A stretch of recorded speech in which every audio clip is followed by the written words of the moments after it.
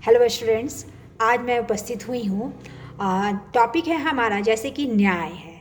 तो शैलिज्म क्या है? ठीक है, तो जब हम इसकी बात करते हैं, न्याय की बात करते हैं, शैलिज्म की बात करते हैं, ठीक है, तो हमारा इसका मतलब होता है कि न्याय जो होता है वह मध्याश्रित अनुमान का वह रूप है जिसमें कि दो आधार वाक्य होते हैं, टू प्रेमिसेस होते हैं और एक हमारा कंक्लूजन होता है, हमारा निष्कर्ष होता है।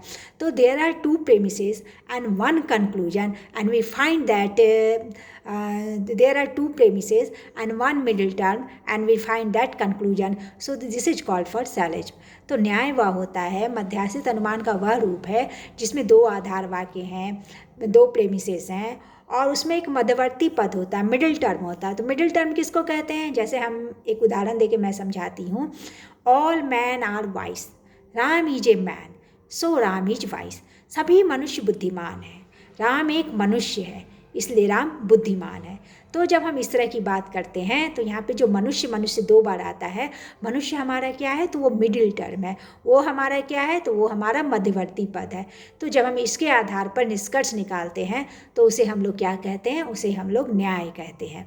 ठीक है, तो न्याय क्या होता है? तो न्याय जो होता है वो मध्याश्रित अनुमान का वह रूप है जिसमें दो आधार वाक्य, there are two premises and one middle term, then we find that conclusion, so this is called for syllogism कहते हैं, हम लोग न्याय कहते हैं। ठीक है, तो जब हम न्याय को पढ़ते हैं, न्याय के प्रकार को जानते हैं तो या न्याय के लक्षण को जानते हैं तो यहाँ पे हमको दो तीन बातें याद रखना चाहिए कि जब हम बात करते हैं न्याय में तो हम मेरा क्या है कि यहाँ पे तीन वाक्य होते हैं। ठीक है, और तीन वाक्य होते हैं और तीन पद होते हैं, there are three statements and there are three terms होते हैं। तो जो हमारा न्याय का कंक्लूजन होता है, अगर उसको समझें तो पहले हम ये समझ लें कि जिस आधार वाक्य में प्रेमिसेस बृहत पद होता है यानी कि मेजर टर्म होता है, उसको हम लोग क्या कहते हैं? उसको हम लोग कहते हैं वृहत आधार वाक्य यानी कि मेजर प्रेमिसेस। किसको मतलब मेजर प्रेमिसेस कहते हैं?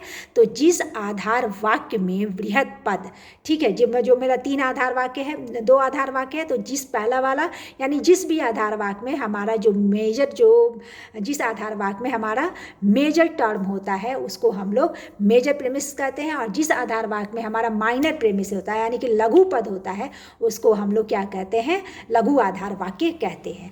और जिस वाक्य में लघु तथा बृहत पद दोनों होता है उसे हम लोग क्या कहते हैं? उसे हम लोग कहते हैं कंक्लूजन कहते हैं। ठीक है, तो जिस वाक्य में बृहत पद भी है, लघु पद भी है, तो वो कंक्लूजन है। और जिस वाक्य में मेरा बृहत पद है यानी मेजर टर्म रहता है जिस प्रेमिसेस में, उसको हम लोग बृहत आधार वाक्य कहते हैं यानी मेजर प्रेमिस कहते हैं। जिस आधार में लघु पद होता है उसे हम लोग क्या कहते हैं? लघु आधार वाक्य, माइनर प्रेमिसेस कहते हैं। तो जिस वाक्य में लघु पद तथा बृहत पद दोनों होते हैं उसको हम लोग निगमन कहते हैं।